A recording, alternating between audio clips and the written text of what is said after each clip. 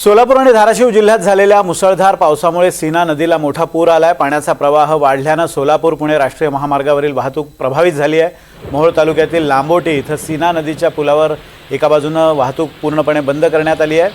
पुण्याहून सोलापूरच्या दिशेने जाणारी वाहतूक लांबोटी इथं एका बाजूने वळवण्यात आली आहे। त्यामुळे पुलावर वाहनांच्या लांबच लांब रांगा पाहायला मिळत आहेत। National highway authority of India या प्राधिकरणाच्या अधिकाऱ्यांनी पुलाची पाहणी केल्यानंतर एका बाजूने वाहतूक बंद करणं गरजेचं असल्याचं सांगितलं।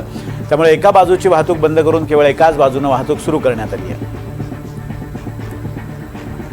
सोलापूर जिल्हाभरात मागील काही दिवसापासून मुसळधार पाऊस बरसतोय आणि याचाच फटका सोलापूर जिल्ह्यातील सीना नदीकाठच्या लोकांना झालेला दिसून येत आहे। सध्याचा हा सोलापूर पुणे राष्ट्रीय महामार्ग आहे आणि या राष्ट्रीय महामार्गावरची एका बाजूची पूर्णपणे जी वाहतूक व्यवस्था आहे ती पूर्णपणे विस्कळीत झालेली आहे। एका बाजूची वाहतूक ती पूर्णपणे बंद झालेली आहे। पुण्याहून सोलापूरला जाणाऱ्या दिशेची जी वाहतूक आहे ती अक्षरशः पूर्णपणे प्रशासनाच्या वतीनं एका बाजूची जी आहे ती बंद केलेली। हा चार पदरी हायवे आणि या हायवेचं आता जे रूपांतर आहे ते एका बाजूने या हायवेची जी आहे ती वाहतूक जी आहे ती सुरू होते की हायवे प्रशासनाचं एकंदरीत असं सांगणं आहे की माझ्या डाव्या हाताला ची जी वाहतूकचा जो मार्ग आहे जो वाहतूक मार्ग आहे त्या डाव्या हाताच्या वाहतूक मार्गाला ची जी उंची आहे ती कमी असल्याने पुराचं पाणी जे आहे ते पुलावरतून जाण्याची शक्यता असल्यामुळे जी आहे ती या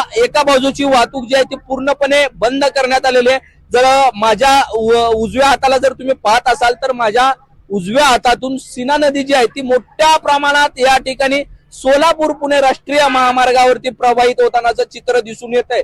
मागील काही दिवसाच्या झालेल्या मुसळधार पावसामुळे जे आहे ते हे चित्र एनडीटीव्ही मराठीच्या मार्फत आम्ही तुम्हाला दाखवतोय। ही पूर्णपणे जी वाहतूक व्यवस्था जी आहे ती विस्कळीत झाल्याचं चित्र या ठिकाणी दिसून येत आहे।